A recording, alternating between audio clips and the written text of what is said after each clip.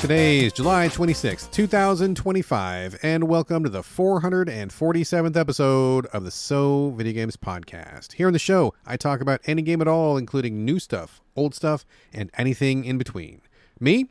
My name is Brad Galloway. I'm the one-man host of the show, and I'm also the editor of GameCritics.com, a website that uses the full range of review scores from 0 to 10, while also offering full accessibility information on every review that we publish. And I actually lied, because today I am not the one-man host of the show. I am one of two. We are a pair today. Man about town, Carlos Rodela, is back. Carlos. Hi, Brad. Hello. You just said my name, and I was like, hi, I'm here also. As you can tell, we obviously rehearsed this a lot before the show. Yep. Yes. Oh, yeah. Perfect. Yes. Carlos, how you been, sir? I'm good. I've been playing games, and I was just pre-show talking to you about quitting Souls-like games because I'm just freaking over it. Yeah, it's funny you mentioned that. I was having a similar discussion with some people in the Discord, and I think that people are kind of just like randomly getting over like one particular genre. Like somebody mentioned they were like over Souls-likes, unless it was like the world's best new Souls-like, and somebody else was saying they were over Metroidvanias because there's just too many and they're all the same. And I think I get that vibe for sure. What besides Souls-like, is there any other genre that you feel like you're over right now? I think, like we said pre-show again, I'm over like shmups because That's true. Yeah, I used to play them when I was, when they were invented, and I had a TurboGrafx, so I played all of them, and they were great. But yeah, that counts. Metroidvania, actually, you bring that up. Yeah. I don't want to go back anymore. I don't want to like backtrack and then unlock the thing with the new thing. I don't want to do that anymore. There's a lot I don't want to do because I'm a futurist, by the way, if you don't know that about me, Brad. Oh, I do know that about you very well. Yes, absolutely. Yeah, it's a technical term, and I am it. And I just get really excited about the new things. And, there's a lot of evolution we can do with the way game engines work. And people are coming up with new ways to do NPC interactions. And, I just feel like the organic emergent gameplay thing is like one of my favorite things that have kind of come out of innovation. And so I just want like the new experiences. And yeah, there's a lot of games that kind of go to the tried and true tropes. 3 T's. The 3 T's. It's funny you say that. It's funny you say that because I think we are probably more alike than we are not, even though I think we both would have said that we are not alike. But listening to you talk, I think that maybe we are alike, and I'll explain why. So just as a quick tangent. And folks, we're going to get to the games, I swear. We're just doing a little warm-up here. Just bear with us. So I'm selling off my game collection. I have got a pretty substantial game collection. Been a game player my whole life. I got a collection spanning 40 years. I was always into the niche stuff, so I've got a lot of like hard to find stuff and rare stuff, or stuff that's rare now anyway. Maybe it wasn't rare back in the day, but the way things go. And so I'm selling this stuff, and my wife was kind of like, "Oh, why are you selling this? What's going on? You're like the game guy, and what's happening?" And the more I thought about it, I was like, I have all these things, all these games, spanning all the way back to Atari, right? Like consoles and just cartridges and discs and everything like that. Mm-hmm. And kind of like, tapping into your futurist vibe. It's like, these things are great. And at one point I thought I would have like maybe a little game museum in my house or something, but I just don't have the room for it. I mean, just being realistic, I don't have the room. I dreamed really big when I was younger, obviously. And I just feel like I'm probably not going to ever come back and play these games because, like you, I'm kind of looking forward to like what is new, what is next, right? And I love history and I love archiving things, and I want people to know how we got here from there. And I think these things are all valuable. So I'm not devaluing those at all. I'm just saying that in my own personal house, I don't have the place to set up a shrine of games like I thought I might have done in the past, and I'm never going to play these games again, especially because you got to do upkeep on the consoles, and you got to have the right connectors for the TVs, and it's like a whole thing. Like keeping your retro stuff working is a whole thing, and it's not my thing. And so I was looking at this, and I'm like, I should probably just sell this stuff because all it's doing is collecting dust in a box. And what I'm really doing these days is kind of like you, like looking forward to the new. What is the fresh? What is the interesting? And I guess I'm just kind of okay moving forward like that. So maybe we do have more in common than I originally thought. Yeah, I think so. And also, this actually is a great segue. Atari 50. Do you remember that? Atari 50? It's a collection that came out Oh, of yeah. all the old Atari games. That was the one that It had like the documentary attached to it, right? documentaries on it. okay. Yeah, I highly recommend to everybody listening if you want to go back to old school and don't want to have the old consoles. They just announced that they got the license for Namco. Oh, okay. And I say Namco because what it used to be before it was Namco Bandai. Oh, sure. And Pac-Man was part of that. And I remember playing the Atari Pac-Man, and I think I'd said it on the show before. Like, I thought it was bad then. Sure. You're like, that's not the arcade version, and it was terrible. Anyways, that's on there, and like videos and talk about it, which I really want to see. That's a cool collection. Yeah. Yeah, it is. And so the update, I think, is going to be just DLC. So I have to like re-download my Atari 50 collection. Yeah. Which I probably will do today and this weekend. Now that you brought up old games, but that is the way that I'm going to go back. Yeah. Right? Like I'll go back that way, and also to the point of like wanting new. If you do that, we get new stories. You know, we get new versions of those memories. Yeah. Yeah, I agree with you. I think those are good collections. And that is, I think, also what I have kind of decided myself. Similarly, funny, we didn't talk about this at all before the show, and we haven't really talked about this. But like same as you, I do, every once in a while, maybe I'll want to teach my kid about one particular game, or maybe I'll want to research something for an article or something. And I am much more inclined to, like you said, go to a collection, something that's been kind of, authored or preserved in a certain way, curated, if you will. And then just to do that rather than dig through my boxes and go through my consoles, because I just don't have the time or interest or the expertise technically to keep that stuff running. A friend of mine loves the retro stuff. He built me an arcade cabinet, which is amazing. He's great at like soldering circuits and, all that kind of stuff. And like, he's amazing and a wizard, and that's cool. But like, I just don't have the skills or that interest. So I think maybe I'm going to just be okay with downloading a collection.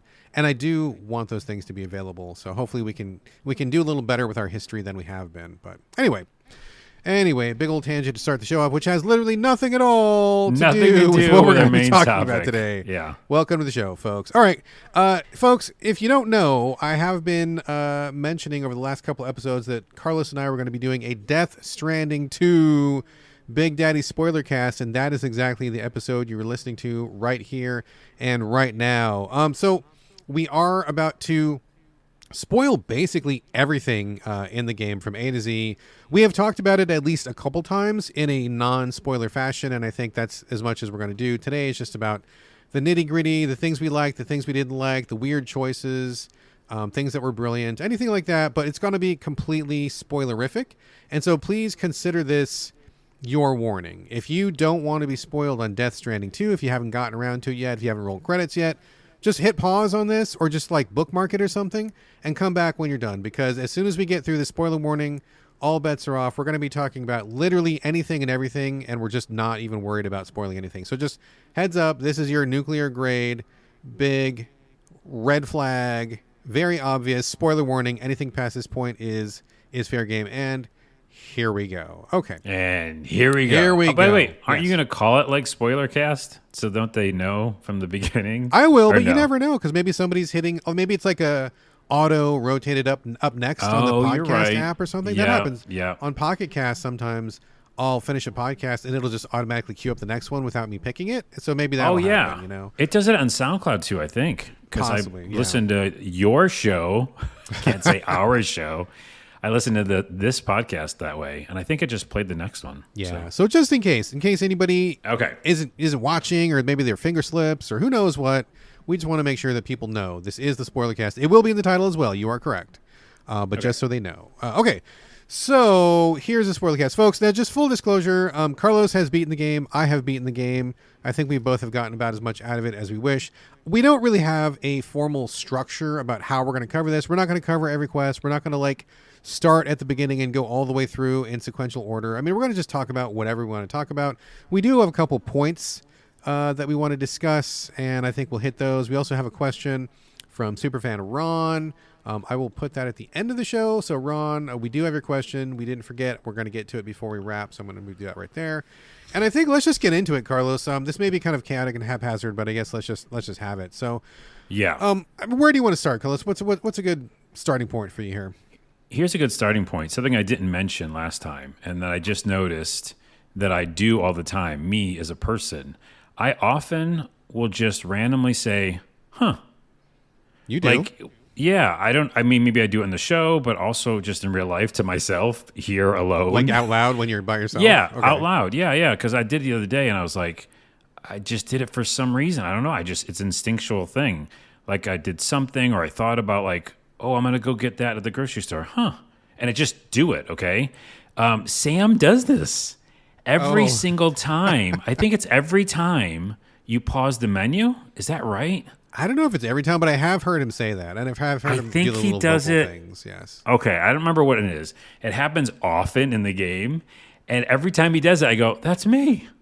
That's what I do."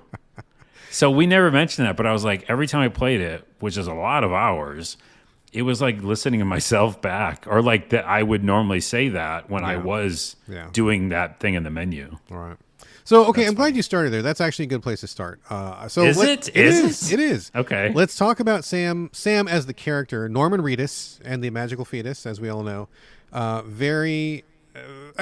like Norman Reedus a lot. You like him in general? Yeah, I mean, I liked him in Walking Dead. I guess that's it. Oh, he has a bike show that I like. I've never seen the bike show, but like Walking Dead, he's been on Walking Dead for like, what, 15 years or something like that? A gazillion years, yeah. Yeah, forever. And he's just kind of this like taciturn, kind of like, laconic guy, which is fine. So it's interesting. You and I, whatever it is, we both finished Death Stranding 2. And we don't have to talk about this aspect now, but like I was pretty unsatisfied with it. Like in a nutshell, fairly unsatisfied for you too, or no? Yeah, fairly unsatisfied, I think is correct. Okay, we'll come back to that. Yeah, we'll come But back I was so unsatisfied that I was like, God damn it. I really was so excited for this. Really, really wanted to have that good kind of Death Stranding experience I had the first time, and I just feel like I didn't get it. So what I'm going to do, like an insane person, is I deleted Death Stranding 2 because I needed the space, immediately downloaded Death Stranding 1, and started that fucking game like the same day that I finished Death Stranding 2. Like a crazy person. And I'm like, okay, it can't be my imagination because I love Death Stranding 2, and I have often said it's like one of my favorite gaming experiences of all time. Not the story, but just playing it. And so I downloaded it again, jumped back in, and like immediately it felt like a very different game to me. I'm like, oh shit, okay, here's all the things. Playing it back to back, I think, was really illustrative, and it really shined a light on the things that are different. A lot of things are actually different, quite different, but one thing that was really, really different is Sam talks way more in number 1 than he does in number 2. Oh, right. Okay. I didn't remember how much of a difference it is, but like in the beginning, in the very first cutscene, he's like talking to himself. I mean, not like a ton, but like compared to Death Stranding number 2, where he's basically a silent protagonist, in number 1, he's like, this sucks, or fuck this, and I can't believe this. Like he's got this kind of little dialogue going, and then when like Fragile shows up or something, he like talks to her. He's talking back and forth to her. I'm like, oh wow, he's like actually got dialogue and he's acting and stuff. And it really spotlights how little he talks in Death Stranding 2, which it didn't really register with me at the time, but after I did a side-by-side comparison, I'm like, oh dude, I really do want him to talk more. I don't want him to be the silent protagonist. I don't see myself as Sam. I see myself as me, and Sam is Sam, and we're different people. And I want to know his thoughts. I want to know his feelings. I want to know what he's going through. Did you notice that at all, or do you have any feelings about that? I think in retrospect I do. And then also, speaking of the ending, because all this is fair game, right? So everything is fair game. The whole like him realizing the baby's not there, which, by the way, I don't know. We'll talk about that in a second. But like, that's the moment where like, oh, he's a person. There he is. There's his emotions. He doesn't even say much then either, though. He just cries a lot. But that still goes like, okay, there's Sam. But other than that, most of the time in the game, it's just like, I'm a robot. Yeah. Like he could just be a robot of Sam because you don't know what he's going through. He's just doing things. He's just doing stuff. You don't know how he feels. You don't know what he's thinking. And you talk to a lot of people in this game. You talk to all the people who've got those little shelters. You're talking to your people back at base. And like 99% of the time, he's just sitting there mute, like watching people talk at him. And sometimes you'll pick a dialogue response, but there's no voice acting for it. I was really surprised the first time that you get to a shelter and you get to choose a choice to say, and he didn't voice the line. I'm like, what the fuck? Oh, Why does he not voice the line? Like it's silent, dude. I'm like, this is so weird. Dude, it turns out that is like the most you're gonna get. It is. It is. He had the easiest voice acting job in fucking ever, and like they already had the model, so he probably didn't even have to do any motion capture. He just showed up and he went, huh. And that was it. He got his fucking paycheck and went home, dude. It was like insane to me. I really think that's a bad choice because I really missed how much he talks in number 1. And it's not a lot, but like it's a lot compared to number 2. You know what I'm saying? Like relatively. Yeah. I think that downplaying Sam as a character was a big mistake because, as we're going to get to, there's all these like story revelations throughout all of Death Stranding 2, for better or for worse. And like he barely ever reacts to any of them. He just That's true. There's a lot of revelations. There's tons. Yeah, it's really he just doesn't respond to anything, and it blew me away how little he responds. Like other than a pensive look, or like you said, he cries a couple times, but like he doesn't say shit. And there's like tons of places where I felt like, dude, if that was me, I'd be like, okay, we got to talk about this. Like, what is going on here? You know. Speaking of which, at the end, and we're going to go back to the end. Yeah, we can do whatever. End, yeah, for sure. But there's a giant baby that comes out of the sky. Yes. I think he said, huh? He did. I don't think he said anything to that moment. Yeah, he just watched it happen.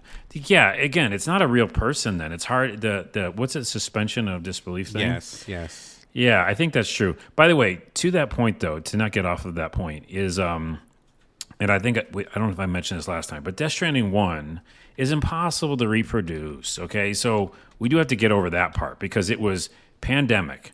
You know, it was a huge moment in our actual lives as humans. The timeliest game that could ever be timely. The timeliest game. Yes. And the newest of things. We're like, what? BT? He's got to hold his breath? What's happening? You know, baby. So I just think it's like a first thing. Yeah. A first time impression for that game to be what it is. And it's a time capsule and that's it. So I don't even think I wanted two to be more of one or better than one or whatever. I want it to be different, and I don't think it was different enough, and I think it was kind of boring at the end of the day. Yeah. But yeah, I think that's just something I want to say my piece about that. I mean, I agree, and I mean, there's no way that Kojima could have predicted COVID. It happened when this game came out, and this game is all about being alone and staying away from people and isolation and connections, and that was of a piece of what was going on, and so that was just like an amazing thing that happened, but the timeliness of it, I mean, not COVID, but now, so like in this one, and I'm with you. I don't think it needed to be the same. It couldn't be the same thing because circumstances are different. The world is different. We already know what Death Stranding is. I mean, if people don't recall, but like before Death Stranding came out, we had no idea what it was about. Like we had no clue. Kojima wasn't saying anything. We saw random pictures. It was like a guy with a backpack. We're like, what's even happening? We don't know. Everybody like was so confused and puzzled and curious. And then there was lots about the game that he didn't talk about. And so like there was a lot of like, we don't even know if this is even a real game. Is it a hoax? Is it like an ARG or something? What's even going on? Like, what is the gameplay? We don't know what's going on. And then we see it. And that was like a moment that can never be reproduced, which is fine. But for me specifically, if we're going to talk about like what is different or what is not good about it, for me, absolutely, I feel like the traversal is wildly different. And I hesitate to say dumbed down, but I feel like it's simplified to the point that it's not really even a factor anymore. And I think that was really amplified, again, by me going literally back to back and going and playing Death Stranding 1 again. And so after completing Death Stranding 2, finishing the whole game, doing everything. I mean, I didn't do every quest or anything, but like 55, 60 hours or whatever it was, saw credits, all that stuff. I go back to Death Stranding 1 and it was like mind-blowing how different it felt to control. The weight of Sam was totally different. He was like way lighter and more nimble. And like he topples over with the boxes on his back, like a lot more. In the first 2 levels, I fell down like 3 or 4 times, dude. Because I was like, oh shit, like I got to really like actively balance this stuff on my back. And the rocks that you encounter are way bigger a deal in Death Stranding 1. Like you got to literally be like, oh shit, there's a little 2-pound stone in my path. I better turn left and not hit that thing because I'm going to go ass over tea kettle right now. And you do, right? But in Death Stranding 2, you don't really do that. I mean, you can just kind of hold forward and he clambers over everything. And the climbing is not really a big deal. I tried to climb in Death Stranding 1 the way that I did in Death Stranding 2. Totally didn't work, dude. Because in Death Stranding 2, you just hit square. Or, it's like square, whatever it is. You just like grapple up stuff, Yeah, you just like Spider-Man up. It's like barely ever a problem. And in Death Stranding 2, like even like knee-high shit, if you didn't like do the button right, you like fall back over it. And I'm like, oh, dude.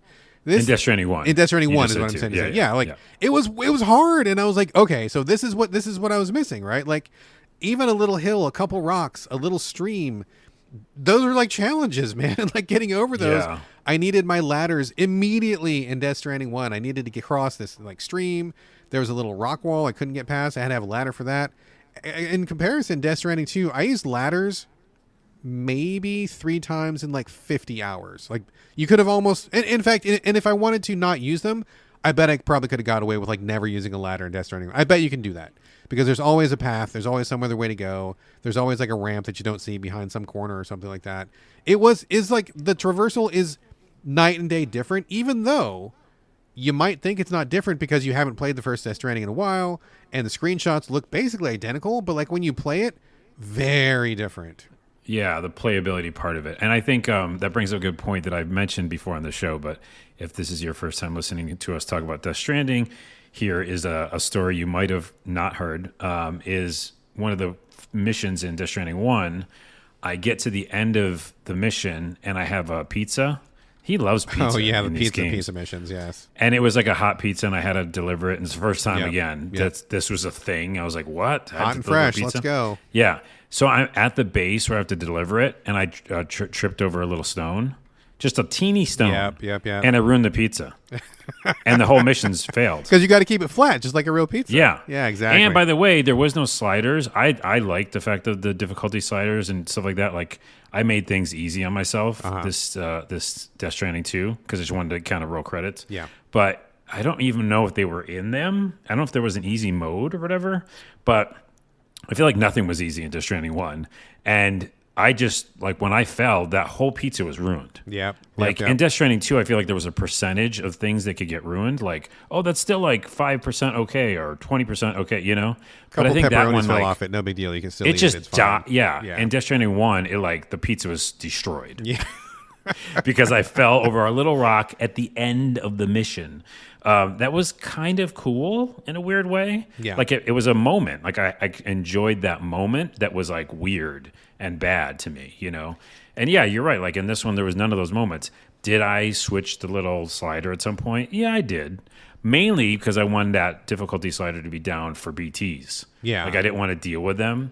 And really quick, another tangent to that point and difficulty. I never, ever, ever fought any BTs. Never? Now, there's only an asterisk there, and the asterisk is in the very beginning of the game, they make you fight BTs. There's a couple of required fights, aren't there? Yeah, no, only one. Only one? Only one. Okay. Yep.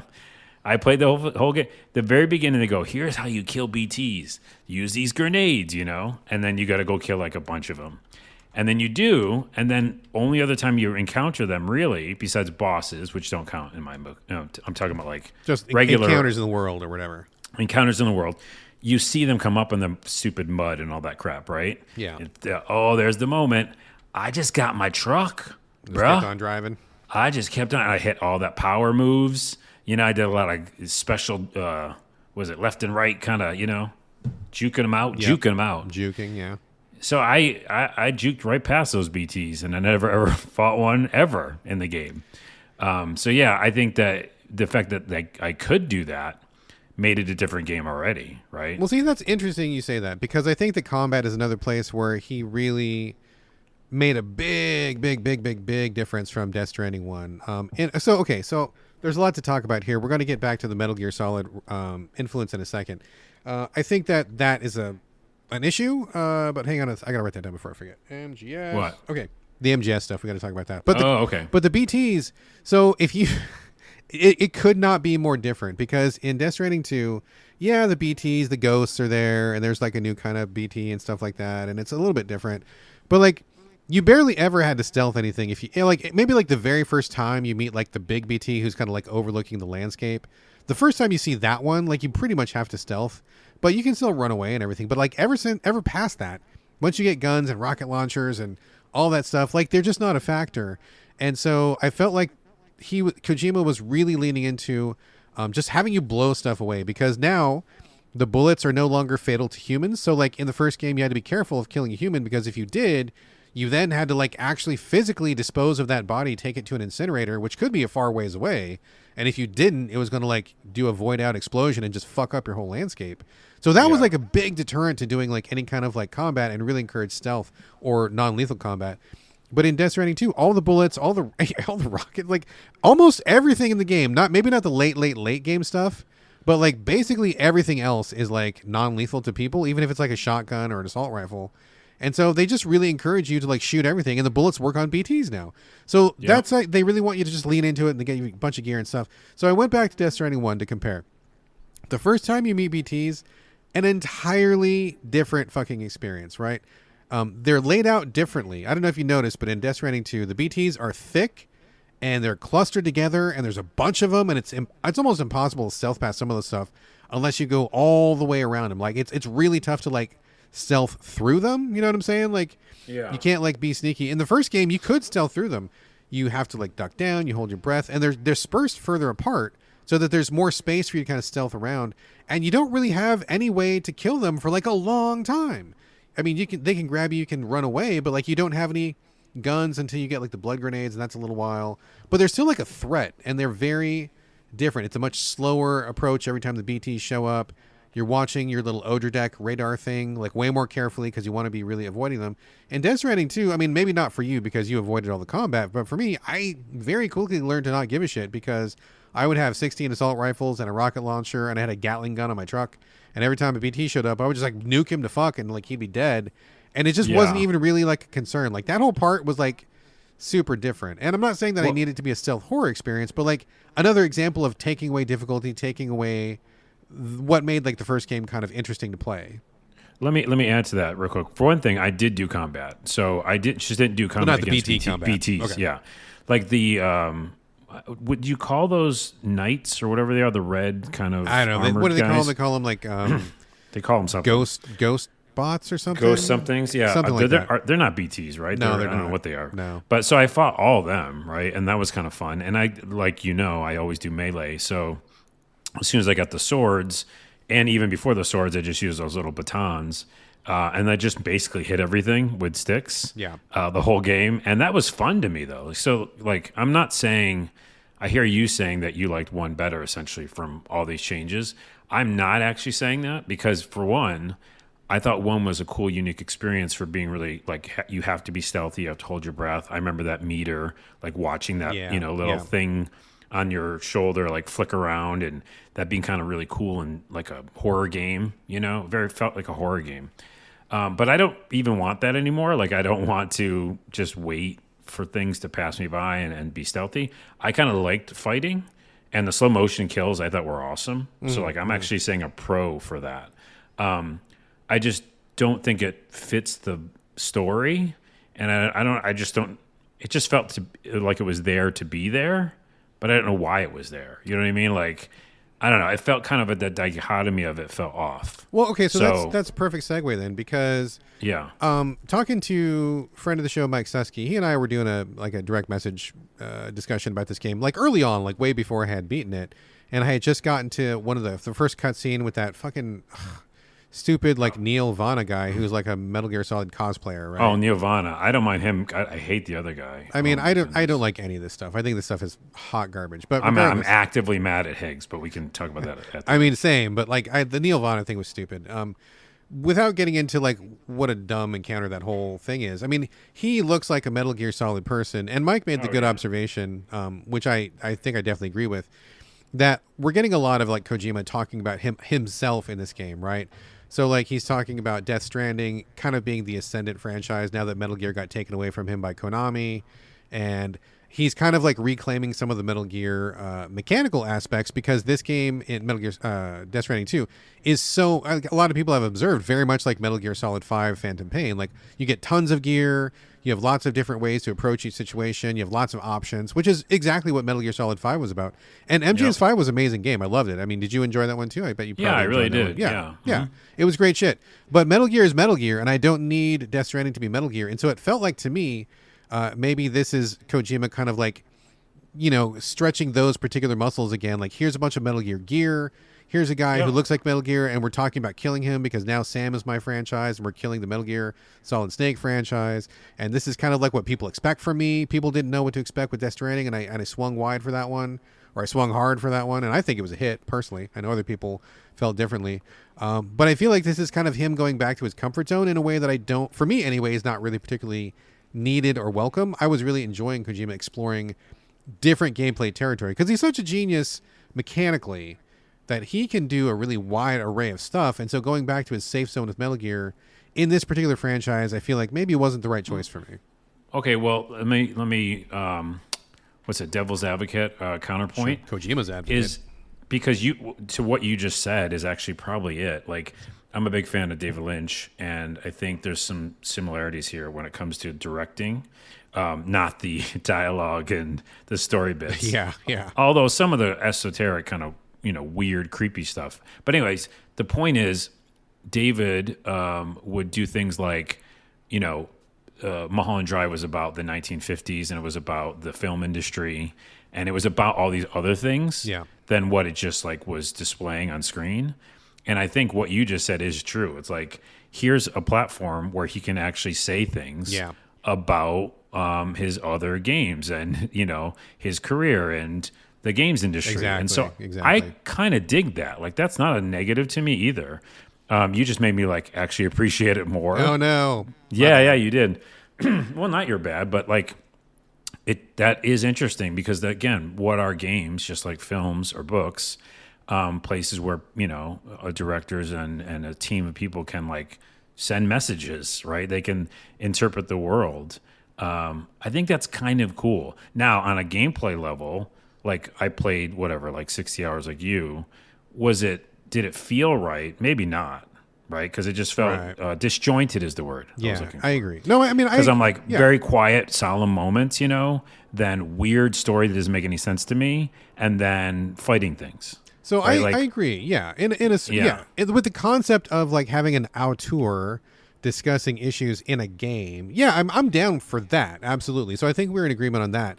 But I think what really didn't work for me was this particular game and how he talked about it. I mean, the Neil Vana cutscenes where you go into like a totally different zone and you do just like straight up like military style combat with a guy who looks like Solid Snake, that has literally nothing to do with like Death Stranding or the world or the gameplay. And in fact, Kojima did the exact same thing in God fucking damn it, in Death Stranding 1, and I didn't think it worked there either. Like when you go to fight whoever that guy was, Mads Mikkelsen or whatever, in the first game, to do those combat scenarios where you're like going back to, what was it, like Vietnam or something, or wherever you go war to. Zone stuff. Yeah, that felt like out of place too. Yeah, I see what you mean. Yeah, those things, it feels completely out of place. And if Kojima wants to discuss his feelings on Konami disempowering him or taking away his biggest success or what it feels like to be a director, I'm all for it, but like make it work better than it does. It feels like it's out of left field exactly here, and it just did not work for me. I mean, to be fair,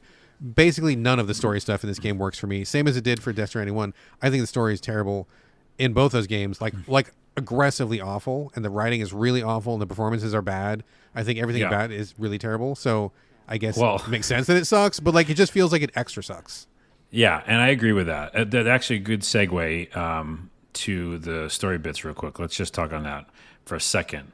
We're going to talk for more than a second. Yeah. Well, more than a second. I was like, we could do this whole thing in like 20 minutes, and now it's already 30 minutes. Welcome to the show, Carlos. Welcome to the show. Yeah. The Neil Vana stuff, I agree with you. I just didn't care at all, especially the fact is that I was about to say spoiler. The whole thing is a spoiler. The whole ending cutscene is him. And I was like, no, I don't want more of this. Like, it's literally all of the ending. Yeah. Like, not the very, very ending, but like, right before, like could this not huge. have cared. I could not care at all. Yes. And the baby being involved, and me and babies, and like how I didn't even care for the baby in the first one. That's true. I think you did not care for BB. You got mad at me that I disliked BB so much, and I didn't want it to I didn't want to soothe it or anything like that. Yeah. And then, by the way, we never mentioned how the fake BB is in this game, and it there's an option to soothe it. Mm-hmm. I was like, "Fuck you, forever." Yeah, fuck you forever, because I already had to do it to a real baby. I'm not doing it to a fake baby. So I didn't once sue that fake baby. Did you sue the fake baby? I think I did it once. You fucker. Because, but it's funny though, because I could not remember how. Like I was like, these controls are so complicated. I was like, okay, wait, this is something I'm not doing very often. Because, I think you may have mentioned already, the BB in this game is fake. Like it's Sam's imagination. And I knew that immediately, dude. Like we all knew that immediately. Yes, they give it away immediately that he is grieving or he's having a psychotic break or like whatever. He's in denial and he's like having visual hallucinations and like everybody around him is like, yo, man, that aquarium's empty, bro. And he just like wasn't hearing it and he was imagining the baby in there. But like, I didn't care about the baby this time because I knew it wasn't fake. I soothed it one time just because I wanted to remember how to do it. After that, I didn't care. I didn't check on the baby when it's hanging up in your room. I mean, it was like, I was like, can we just hurry up and take this off? Because like, I just don't want it to be there anymore. It doesn't mean anything. And it was dumb. I just wanted them that to me was really weird because also Sam doesn't really talk about it. And they have him being so like shut off and not talking about anything. I think it's like to the point of like absurdity where he really needs to process this and to talk about it a little bit more. And he looks at a picture and that's like the extent of his grief processing. After that, he takes off the baby and I'm like, finally fucking take that thing off and just get back to business.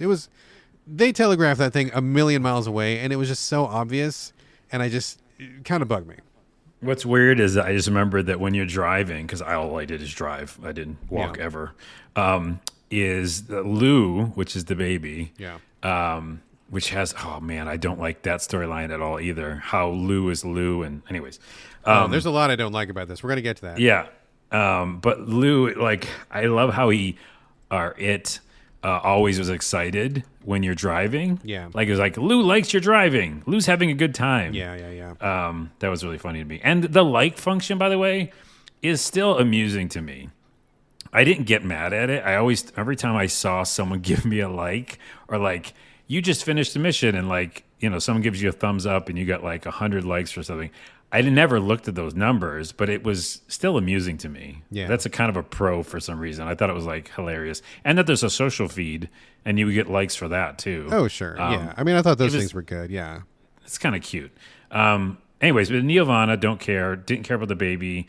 The grieving thing was, you know, pretty intense, and like I did like that scene because it was like a realization, you know, of a character being a character finally. And like when Sam is realizing that the aquarium's been empty the whole time. Yeah, like that was like, okay, that's powerful in a good way, I think. And the only other big, just kind of, we gotta wrap some of this stuff up. The other kind of big emotional moment I did like was the very ending, which I don't think you did, which is Lou and, you know, the girl grown up.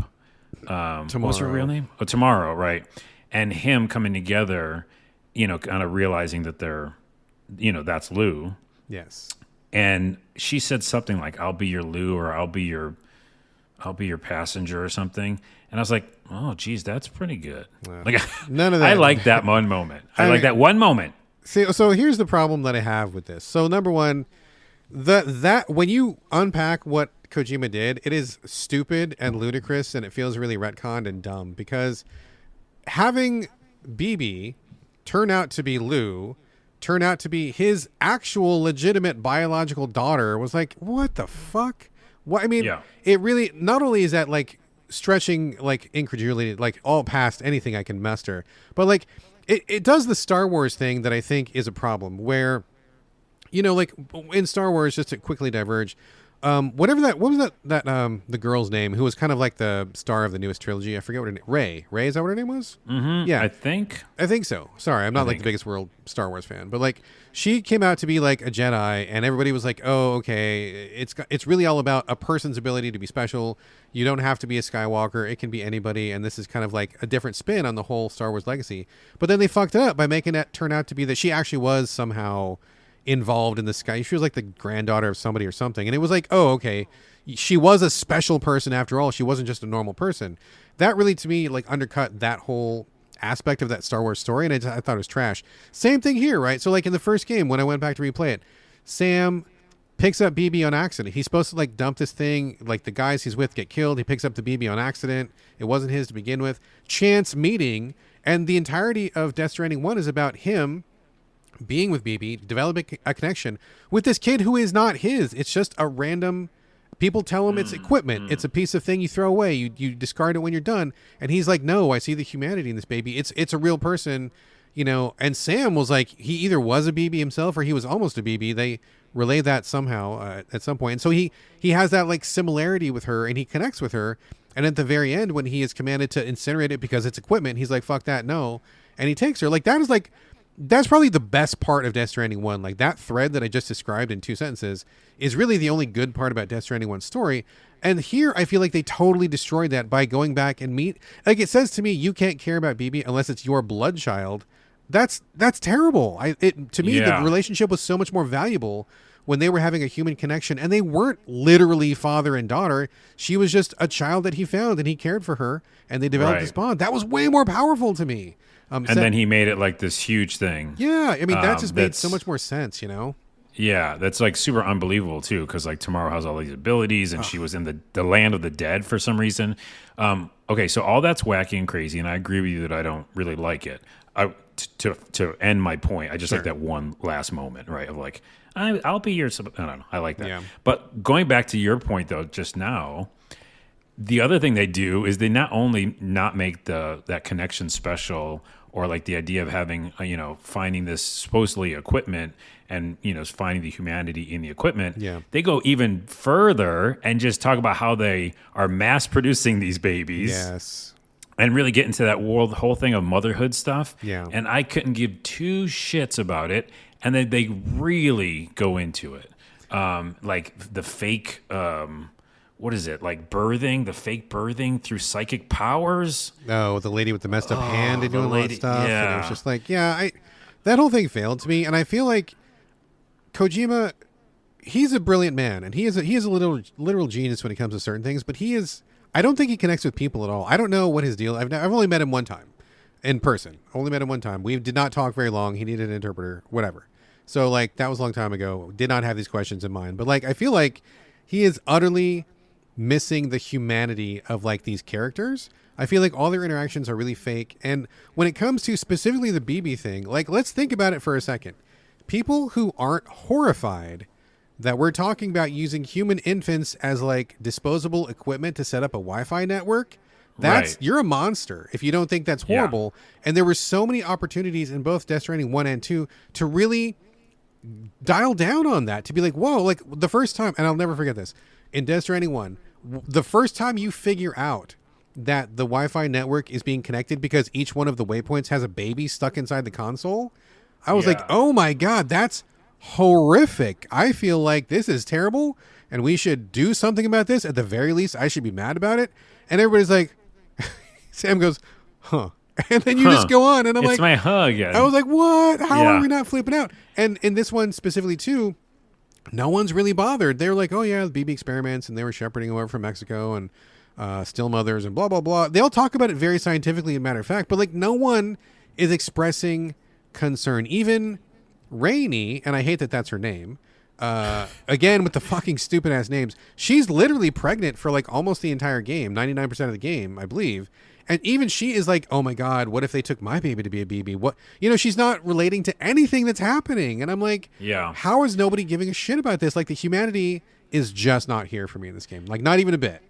Not even a bit. And I think that's another thing I wanted to bring up, the humanity part of it. I agree. Like, just one character be upset about that. Please. Like, have one character be like, they're doing what to babies? Like, to show, again, like, how we would feel, like another human being. Yeah. To that human element real quick, and then maybe we can jump to the ending. But, like, the thing that always pissed me off, even in 1, which is also in 2, which also kind of speaks to this, like, not really dealing with humans, is at every base is a fucking hologram. Yes. I'm sorry, bro, but I think that's the dumbest shit in the world, because the whole idea is like connecting with people. That's another message, right? Yes. Especially in the second game. Yes. And you just connect with holograms. And there's huge bases underneath the ground somewhere. Where are these cities? Who are these people? I don't know. All right, know. Jerry Seinfeld is here. All right? Where are these people? That first city in Mexico, there's like 2,000 people there, dude.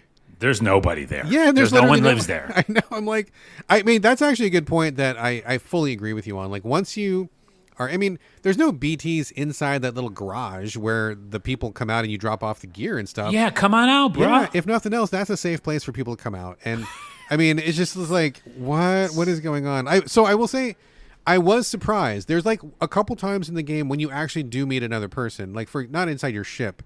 Well, unfortunately, you have to meet all those ladies who do the birthing. Yeah, so like you meet the mothers there. You can go inside and meet the pizza chef. There's like one or two other times when you can like go inside somebody's shelter. And those like first time that happened, I was like, oh wow, that's really surprising. Like that's kind of cool that we do that. But it's a really, really rare occurrence, except for like the mothers. And so again with you, yeah, I think you should come out and thank me for the box and let's talk about some stuff and have more connection. And that it just wasn't there. Also, by the way, if people are wondering, maybe, I don't know, technically if it's like a problem, there's RPGs with like hundreds of people in town, right? Like it shouldn't be a technical issue. And it shouldn't be that much more of like, if you're only doing it for a little while, like just show the people down there milling about, you know what I mean? Yeah. And then come back up. Like you don't need to do a whole ton of interaction with them. Just a little bit, you know? It's just, again, that believability. Like, it fit the first game because of the, again, moment of like, no one's out in the world, in the real world and in this game world. And the hologram makes sense because they're all afraid, right? Of course, BTs yes. / COVID. Yes. And all of it made sense. The second game, I was like, I don't want that anymore. Like, we're not in that place anymore. And I know he was working on the game. They were working on the game for a long time. But still, again, it just makes that thing that I didn't like already in the first game, like much more. No, I fully agree. How incredible would it have been, now that they know how BTs work, and it's down to a science, dude. They've got all this science about BTs. If Sam had just even once gone down into the Mexican base where it's got the 2,000 people, they call it like Ciudad Norte or something like that. I forget what it's called. But like if you even just one time had gone down in there, oh Sam, thanks for the boxes. Hey man, why don't you come down to our bar and just like chill for just like a day before you take off? Let's go and just like sing karaoke or something. Like if you could just get a sense of like people being there, that would have been incredible, right?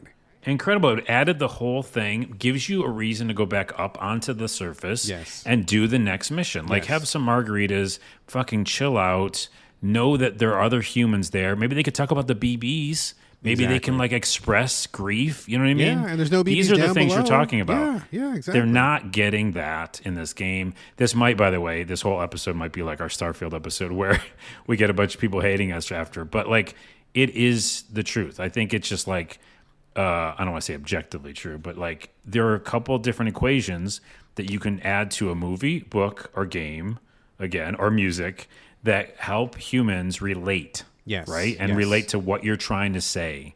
And the things we're saying is just that. I think that's all that is. We're missing that. So, okay, that's a perfect point. I'm really glad you said that because let's talk about your crew and the Magellan for a second, okay? So you have your mobile base, the Magellan, which comes with all kinds of problems and questions for me, like logistically. Like I think it doesn't really make sense that it's there and how they use it. But let's just get off of that for a second. Inside that base is like a bunch of people. You've got Rainy, you've got Fragile, you've got Tarman and his cat, you've got Dollman, you get Heartman eventually, like whatever. You also got that stupid Charlie android on there. So you got like a bunch of people, right? And at no point can you just go talk to them and chill. You can't ever just like, I want to hang out on the bridge for a little bit. I want to get to know these people a little bit better. I really would have loved just to have some basic gameplay stuff here, like having side quests with these people where you just get to talk to them. Like maybe Dollman wants you to get him a new suit or something, or maybe Rainy wants you to go get something from her shelter and then you talk about it afterwards. Or maybe you go find some fucking apples for Tomorrow / Lou because she wants to do some more practice. And as you get the apples, you can talk to her about, you don't really get to talk to anybody. You don't really do side quests with anybody. The only time you ever see them is like in a pre-scripted cutscene. And like, it really blew my mind that he's got this mobile base now where they're changing the dynamic of the world and how Sam is not really alone and he's got a team. And yet you still feel like you're alone the whole time because you never have a chance to do anything. And I didn't give a shit about any of these people, dude, honestly. Like I just couldn't care less because we just don't ever talk. I don't ever interact with them. And they just show up once in a while and we do something. And then I just go back to what I'm doing. Like, I feel like huge missed opportunities for getting to know characters really at all in this game. Yeah. I mean, you only go up to them to see them when they, like you said, it's a scripted thing. It says, you've got to go to the bridge now. Exactly. To go talk to them, and do the Apple thing with Tomorrow. And by the way, I didn't even feel a connection between Sam and Fragile. There's a kiss at some point. And I was like, okay, I guess. That's weird. That happened. Yeah. I guess they're like romantic and involved, but by the way, spoiler, it doesn't matter. Oh. Yes. Whatever. God.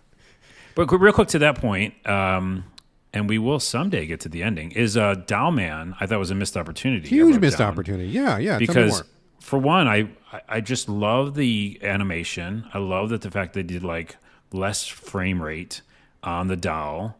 That's such a cool fucking idea. Like that's the highest pro I can deliver for a character in a game. Just really cool idea. And then I thought because he had kind of an interesting voice that he was going to be more like a Triumph the Insult comic dog. Yeah, like being like, oh, what we're doing this over here, Sam? What the hell's wrong with you? You know, and like every little kind of encounter that normally would be like boring. Dollman could have said something about it. Yes. Right? Like, yes. oh, you go over here and maybe in Mexico. He's like, hey, let's get a margarita, or something. I think I just really want a margarita. I brought it up twice. You can make that happen after the show. Well, yeah, I'm broke. But yeah. It's only noon. I'll go and just be like, hey, has anyone here played Death Stranding 2? Let's get margaritas. Let's talk about it. Buy me a margarita. Let's talk about it. But no, I think, I just wanted more and different things out of Dalman because I don't think I got to know it well. It has a terrible backstory, by the way, a soul trapped in a puppet. Right. And so I don't understand its story, his story. I also don't care. I also got no enjoyment out of him. Well, so I thought I was going to get a lot. Think about this. You're exactly right, dude. You're exactly right. Because Dollman is fucking weird, number one. Like the animation difference, he's a tiny little guy. The little bit they tell you, and apparently there's more you can discover somehow, I guess. I don't know how you find it out. But like he's a guy who was like some kind of a medium or something, and then something happens, and then Dooms and the beach and whatever, and then his soul gets trapped in a fucking doll body. I mean, it seems like Dooms, the disease that everybody in Death Stranding has and nobody understands and no one knows what it is, least of all the player. I mean, he should be fucking mad, dude. He should be frustrated. I mean, think about it. If you're a guy and your body's gone, he looks like he can't even move his doll body. Like he can move the mouth maybe. No, but he's got to be moved around. Yeah, he can't even like walk and shit. He's on a string, dude, and he hangs from fucking Sam's belt, and it's like he's not going to ever be able to like kiss another woman. He's not ever going to drink another margarita. He's never going to go for a run and see the sunset. There's like, all this stuff that he's got a right to be mad about, and he's just like chipper, here's a joke, blah blah blah blah blah, and he doesn't really do anything. You never get a chance to like really just talk to him other than when he's in your room, and he says like the same 5 things over and over, like thank you for talking to me, Sam, and like okay, so what? Let's have a fucking heart to heart. We're just sitting here. And you look like you've got this tragic backstory. And I would have loved to get to know. I mean, think about what a powerful character he could have been if he had been with you the whole time in a different way. Like exactly like you said, like saying things that were like contrary to what was going on or giving some different kind of backstory. He essentially fulfills the exact same role as Deadman in Death Stranding 1 with no real difference. And it's just like, what is even the point? Like, why did you include this really interesting character who could have been amazing and you don't even tap him for anything, dude? By the way, to that point, to drill down one more level, is to back to the humanity and like emotion. Dalman doesn't have an emotion either, right? Because like I would always choose to talk to him in the room, and he would just state motherfucking facts. Yes. I was like, bro, give me some sort of inflection here. You know what I mean? Like, inflect me. Dude, give me something. Yes. But he would like, hey, Sam, did you know that the thing that we just did, that was kind of scary, Sam. Are you okay, Sam? Okay, I'm going to go back to being a doll now. Yes. Like, that's it. It was just flat. Exactly. And even though Dollman says, like, really late in the game, he's like, I was here to, I don't know, to be your mobile counselor or something like that. He says something like, I was here to help you out or whatever. At no point does Dollman ever feel the human connection with Sam. Like, you can help somebody and not tap into their trauma, but you can connect with them in a human way. Something like, oh man, Sam, you know what I miss? I miss margaritas, Sam. What about you? What do you miss? Like they didn't have any chat like that ever. It was always just like the most you ever get out of Dollman is like when you're on the zip line or something and he like screams, which is really hilarious to me. Oh yeah. Or like when you throw him up in the air and he comes back and he's like, stick a fork in me, I'm done. Like that kind of cracked me up a little bit. But like he's never used to any real purpose. And I felt like, boy, missed opportunity, dude. And to that point, the ability, like I never used that ability. Oh, you never used it once? Oh, no, I used it once because it was interesting. And then there's a scanner that does the same thing. Yeah, exactly. You could just scan. Yeah. Dude, you just hit L1 on PlayStation, you just scanned. So yeah, I never needed him for that. He didn't give me anything. To that, this episode should just be called Margaritas. Margaritas is pretty funny.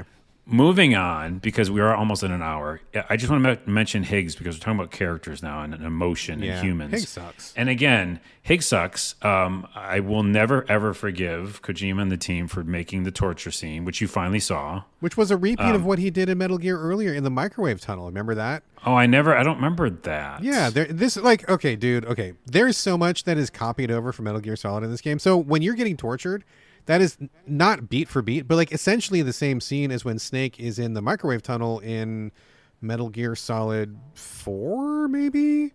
And he's like getting microwaved and he's crawling through the tunnel and he's cooking and it takes like 25 minutes to hit X for him to crawl through literally like the same scene, dude. Oh, like geez. Same fucking thing. He went back to the well. Same thing for when at the end of Death Stranding 2 when they're doing the incredibly shit-tastic and cringeworthy guitar battle on top of like the giant BT or whatever, and they're dueling guitars. That was just like when it was Solid Snake and whoever it was who were doing bare-chested Knuckles on top of a robot. That. Yeah, it was like the same thing, like copied. It was. Well, it just hit harder this time. Well, one, just where I'm in my life. I'm like, it just really bothered me. But also the way they made you go away and then come back to that same moment. Yeah. That's pretty fucking horrific. Anyways, I'll never forgive them for that. Yeah, I think it should have been skippable, and the fact that it wasn't skippable either is fucked. And I'm still mad about it, as you can tell. I'm like wildly mad. I almost stopped the game, I remember but I wanted to see the ending. Yeah. So, anyways, besides that, to add to it, I just despise Higgs. I despise what's his name again? Troy Baker. Troy Baker. Yeah. I don't despise him as a person, but I despise. He shouldn't have been in this game. By the way, give again more jobs to more actors. I'll say that forever because I'm fucking sick of. He got his, let somebody else get theirs, right? Somebody gets it, and then on top of that, I know that he's just following direction, and Kojima's probably like, "Go nuts, be like the most crazy, bombastic, villain you can be." It was boring to me from the beginning. It was. Obviously, I didn't like it because it became, mean spirited with the torture. But then on top of that, because we beat the game.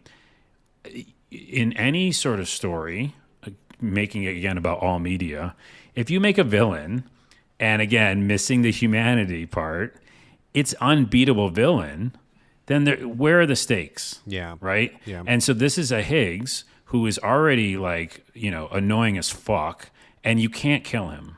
Ever, ever, ever, ever, ever, ever. Meaning like the very, very last time you killed him, the 18th time, then he finally dies, maybe? Like, I don't know. I just felt like it's a terrible combination to have the way that the voice acting was, the torture, and the fact that it didn't die. Yeah. It's the most annoying thing in the game. It was really annoying. And I just felt like also he just wasn't cool. Like it wasn't the way that he used Higgs, Kojima used Higgs, it just didn't really work for me. I didn't feel like that was properly set up. I didn't really get a sense of like any kind of conflict. And Higgs is mad about some stupid shit that happened in the first game about Amelie and all that stuff, and like I was like, oh my god, please don't bring that back up because it was all nonsense in the first place. There's like you said, there's no what's the purpose? Like where is that thing coming from? Where is all this zany anger coming from? Yeah, it just doesn't make any sense, and like the story itself doesn't really make any sense either, because when we get to the ending, it's like come to find out that like there was a void out explosion, and it happened where there was a bunch of server computers that somehow spiritually melded with people, and it becomes this malevolent entity that wants to end. I'm like, what the fuck are we talking about? It was like Indigo Prophecy, like all over. Did you ever play Indigo Prophecy, the David Cage game? But I forgot it. So in the game, like what the bad guy in that game is like the internet. The internet comes to life and it wants to eradicate humanity. And people, man, they like bagged on that game forever for that kind of weird like twist. And this is like literally the exact same twist that Kojima's doing. Oh yeah, by the way, we had a singularity. Servers and humans, and now it hates everything and blah blah blah whatever. Right. Completely fucking stupid. And the last extinction or last stranding or whatever the fuck, like Kojima is up his own ass so much about all this really technical sci-fi stuff that's never really explained, that doesn't really have anything to do with us, that we don't really engage with in any way except for having it dumped on us in cutscenes. The whole thing is just like it doesn't make any sense and it's not emotionally powerful. And then to go to this ending where we're fighting like spirit computers or something, I was like, what am I supposed to get out of this, dude? I just don't understand what we're even doing here. Yeah, but amongst the computers, again, it's just this dude, Higgs, who Yeah. can't be killed, you know? Who is either And he's working just with playing them a or he's guitar. double-crossing them or something. Yeah, and he was just like... And then there's a baby, and it comes out of the God. sky. Okay, I'm already tired of talking about this game, and I've already deleted it, by the way, off my hard drive. I did too. But I will say one last piece, at least, and maybe you have another piece you want to say. But the other missed opportunity for me was, oh man, would I still have this game installed and maybe even still playing it with all my frustrations if the very ending when they had I call it the Siri moment, Sure, where tomorrow is now the new Death Stranding, you know, the new Sam, and they show that cutscene, and I go, fuck yeah, let's keep playing this game as DLC and blah, blah, blah. But no, you just go back to being Sam. Yeah. So what a missed opportunity, I thought, because I would have probably maybe still played it. Agreed. Yes, I agree with you. I mean, I don't know what Kojima's plans are for a potential Death Stranding 3. I assume there's probably one coming. He sets it up with Lou/Tomorrow being the new porter, like you said. I think we should have at least done like one mission. Would have been pretty fun. Yeah. I mean, maybe he doesn't want to like reveal her powers or whatever, but just even a little bit would have been pretty cool. I definitely agree with you. That was kind of a missed opportunity. And also, just to say, I don't know about you, but like, I figured out who Tomorrow was like almost immediately when that happened, and then I had to get through like 40 more hours of like people not figuring it. Did you know who Tomorrow was like when that happened? I think you know, with him, I was like, it could be or it couldn't be. Yeah. You know, so it's like I didn't care too much. I will say one more last thing. I've said last thing 3 times. Yeah. This is really my last thing. Is just to that Siri point. This is a minor spoiler for Red Dead Redemption 2. Okay. Okay. How old is that game right now, by the way? It's got to be at least 10 pretty years old, right? It's fucking incredible, and I think there's a remaster coming out soon.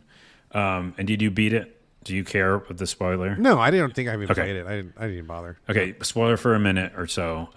At the end of that game, which is perfection, I think it's one of my favorite games of all time. It's like a 9 or more. It's probably a 10. I fucking love that game. When you finish the game, you go back in time as the main character from the first game. Okay? Uh-huh. Mind blown. Fucking mind blown. And it's beautiful, and it's all the better graphics, right? Because the first game didn't have good graphics. Came out a long time ago. So you're playing as the fucking guy from Red Dead Redemption 1. Like this Siri moment, right? Like this Tomorrow moment. Yeah. But you fucking keep playing. And it's a 20-hour experience. I have heard about that. Yes, I have heard about it. It's fucking incredible. And you're like, okay, I'm playing the beginning of this game to understand why the second game happened, right? Or you're learning things or whatever. Like, that's just, developers, chef's kiss, right? So anyways, I just saw that happening when I saw 2018 Tomorrow. for that, yes. I did hear about that. I did not play it, but I heard about that. I heard it was pretty incredible. So. Good. Anyways, do you have anything else? I'm fucking beat after No, this. I just like, I mean, I need a margarita. We definitely need some margaritas. No, I just feel like, to me, again, I will always have Death Stranding 1 as one of my favorite gameplay moments. And in fact, I'm still replaying it right now, and I'm just really having a great time. And I really like how Kojima got away from his traditional formulas, and he tried something different, and it was really experimental in many ways. And I get that wasn't everybody's jam, and that's fine. But I think something is kind of lost by Metal Gearing it up and kind of making it like less challenging or less mechanically interesting, I'll say. At one point before the game dropped, before Death Stranding 2 dropped, there was a pretty famous Kojima interview that had an article excerpt, and he said something along the lines of like, focus testing came back and everybody really loved it, which means I know that I've done something wrong. And at first we were like thinking he was crazy, but now that I've played the game, I'm like, actually, no, you were correct. Like, I think that the fact that this went over so well with so many people does kind of tell me that you did something wrong, because the first Death Stranding, which I thought was so much more interesting, kind of hot and cold reception. It was not a universal hit. I mean, I think there's plenty of reviews out there that say it's boring and the BTs are like tedious and all these kind of things that are wrong with it. But there's also a pretty good number of people like myself who really thought it was brilliant. To get something like this, it's kind of like homogenized and watered down, and everybody can like fight their way through everything. It's just, to me, it was just like so much less interesting. I wasn't compelled to max it out the way I did the first game. So I kind of lament and mourn like the mechanical interestingness of it and the unique identity that it had. So I don't think that I will ever be like replaying Death Stranding 2 the way that I replayed Death Stranding 1, and I guess that's okay. But I hope I don't know. I hope that Kojima does something really interesting. If Lou/Tomorrow is going to be the protagonist number 3, I would be open to that. But I hope that they do something with it. I don't just want another repeat of number 2, right? Well, his next thing was that horror thing we saw a snippet of, right? No, what was it? It was there was a horror like trailer in an Xbox show, and they were like, Kojima. What was that? Was that the thing that he was supposed to be doing with Silent Hill a couple years ago? I don't remember now. I'm going to look it up. I thought there was like it was showing like live actors being recorded. Oh, I don't know. I must have missed it. Okay. I don't know what you're talking about. I want it to be another Death Stranding 1 moment where we're like, what is this game? And then it's like something really cool. I'm hoping that's what his next game is, and it's not Death Stranding 3, but whatever. Yeah, something new would be fine too, for sure. Something new. Let's do a score. Wait. Oh, yeah. Okay. No, you're fine. Let's do a score. You're right. Can we do a score? We'll do a score. Carlos, now that we have like basically backed on this We've game. said everything. We've said everything about this game. You and I both played it. Both of us like 50, 60 hours, whatever. Tell us what's your final score for Death Stranding 2? Oh, I'm going first. I thought you were. Okay. No, you go first. You're the guest. I haven't even thought about it till just now. You just brought it up. I know. You want me to go first? Because I thought you were going to go because I knew you had to do it for the thing. Okay, no, I'll go first. Okay, go ahead. I'm just like taking apart all the things I just said. If what did you give a 1? Do you know? I want to say that hold on, I got to look it up. I don't know. Hold on, I'm looking it up. You don't have to have it exactly. I want to say that I gave it. No, I'm not gonna. I want to say you give it an 8. I feel like I gave it an 8. Real time Googling right. I feel like we both gave it an 8. What did I give it? Did we talk? We must have talked about it in the show. Maybe I didn't even review it. I don't think I even reviewed it. I'm looking at no, I don't think I did an official review. I think we had Jared. I think that we've talked about on this show. We must have done it. And Okay. I think we both have said something like 8 something. If I was to go back now, like literally right now, and give Death Stranding 1 a score, I feel like it would be a 9, dude, honestly. Because it's so weird. The strand mechanics, using navigation as the true challenge of the game, the way that stealth is kind of enforced, and the way that the BTs kind of give you a different challenge. Not always pleasant, but I think they make you do something different than we have done before. Thematically, no, 8.5, because the story is so fucking awful. But I think mechanically, that's true. Genius mechanically, but it is just diarrhea rocket dog shit for the story. So I think mine would be 8 because I didn't finish it either. For Death Stranding 1, okay. Yeah, because you said you don't have to finish it. Yeah, you didn't miss nothing. So I didn't miss anything, but at the same time, I didn't like that garbage story. So, so I think this one has got to be less than 8. That's why I was doing that. Yeah, I gotcha. I think it's like a good. Geez, this is the part where I get canceled. I'm just overusing that word because it's so played out. I think it's a 6. Okay. 6.5. It's a 6.5. I like the combat enough. I like going back to that world of being on a little place, and the music kicks in, and there's moments that I was like, cool. But the Higgs thing really bothers me. Yeah. Higgs wasn't in 1. You know what I mean? Like that kind of annoying character wasn't there. Yeah, he just popped up like at the very end or something. He was like not even really present. Right, but he wasn't like this kind of omnipresent. And the unbelievable. Yeah, I think it's got to be 6.5. Okay. That's ironic because I was going to say 6.5 as well. Were you really? I was really, yeah, because I feel like story is terrible. I don't think any of the story lands for me at all. Like the twists were like really predictable and dumb, and I don't think the humanity is really present. I don't think the performances are good. I don't think any of the story works for me like on any level, not at all. And in terms of mechanics, I mean, I don't think the traversal is what made it stand out for me. Is not interesting in this game. I don't think I found the same value in bringing boxes back and forth like I did the first time. It felt like it was all too easy and too fast and just too simple. I didn't get anything out of it that I wanted, and the pivot towards Metal Gear cheese, which is in the game quite a bit, and then the emphasis on combat, and it's really like laissez-faire combat. Like you can really shoot a lot of stuff and not give a shit about any of it. I feel like most of what made Death Stranding 1 unique has been stripped out.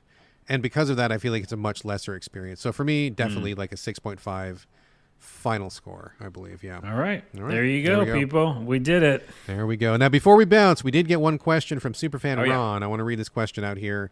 I think you may have already like nudged him in the Discord about this, but let's do it on the show. So Superfan Ron in the Discord said, hey, y'all, question for you. He says, since I can't be the only one, have you ever packed as much shit as possible onto Sam and then sprinted down a deep hill and watched him tumble and destroy it all? Carlos, have you done that? In the second game or I guess in any game, but maybe Death Stranding too. Just in general, I suppose. I think in the first one I did it a lot. And actually, like you said, I did it accidentally quite a bit. And it was kind of funny, although it wasn't funny when BB like would cry, because that would always happen. Yes. But I'll say, in general, I didn't do it in the second one because basically I just got into a truck and never got out of the truck. Yeah. But a very funny thing happened, and I put it on my TikTok, Glitch to the Ground, look it up. And I was driving my truck, and I thought I was indestructible because I was in my truck. Did you see this TikTok? I saw the TikTok. I did. Okay. And I just went over some hills, and I thought it was fine, and I fell too far, and I popped out of the truck, and the truck went rolling down the hill, and I had to like run after my truck. Yes, that was a funny video. And it's funny when you posted that, I knew exactly where you were because I almost did that exact same thing in a truck as well. But I remembered your TikTok, and I'm like, wait, I'm going to get out of the car first. And so you saved me. Thank you. I saved you. Yep. But I didn't know it was even possible. I didn't think you could fall out. Like, I didn't know that was a thing. Yep. That is a thing. It is, by the way, if you fall far enough. So that was my only time that I fell. All right. For me, hate to disappoint you, Ron, but I have never, ever, ever intentionally loaded myself up and then intentionally fallen just to watch the chaos ensue. That is antithetical to who I am as a person, and It defends my spirit. I am all about order and being positive and keeping things on the up and up. And like the thought of like intentionally ruining stuff, even in a game, pretend boxes, pretend cargo on a pretend hill with pretend Sam, I still can't make myself do it. I'm like, no. We got to like get the cargo spray, fix this up. I'm going to walk very carefully. I've literally never done it. I mean, I've fallen on accident, but never on purpose. Yeah. Never on purpose. Yeah. Interesting side note. I never used cargo spray once. Never? And never in this game. Oh, dude, I carried 2 around with me all the time. What, 60 hours? Not once. Wow. I think crazy. Once because I had to, because they made me for some thick story beat. Yeah. That's it. Never, ever, ever again. And the other thing, by the way, I will say for his question, is I did, near the end of the game, I was like, okay, I just got to figure out if I can really hurt fake BB. I just wanted to see. Wow. Yeah, so near the end of the game, I wanted to make sure I knew BB wasn't real and Lou wasn't real. Yeah, it was. So I was like, okay, let's see if we can really hurt this fake Lou. So I just ran at mountains and jumped off of them. So I did do this. I forgot to mention. Just like sprinted and then hit the grapple button, like to just jump. Yeah. Falling, smashing, falling. I didn't load myself up with gear, but I just wanted to see if I could make, Lou upset. And Lou would get upset for a little while, but it didn't do anything. You know what I mean? Yeah. And also, I didn't get hurt. I feel like I never got hurt. And I think this game just was definitely more forgiving. For sure. Oh, big time. Because I was just jumping everywhere, bro. Yeah. Like everywhere. And it was like, okay, you're fine. Yeah. I was mad you didn't get your little robots back. Those little walkie leg robots. Yeah. I miss those guys. I want those guys to come back. Anyway. You didn't need anything. Again, I just got in a car. You didn't need them. All right. Anyway, so yeah, sorry to disappoint you, Ron. We have never, not intentionally anyway. Maybe Carlos did some baby damage. I did some baby damage, yeah. Other than that. All right, folks. That is a show. It's been a wild ride. We have certainly taken Death Stranding down. Did you agree, disagree? Did we give you any food for thought? Anything stand out to you? We'd love to get your thoughts and comments. Definitely hit us up. Would be wonderful. You can hit us up at sovietgamespodcast@gmail.com.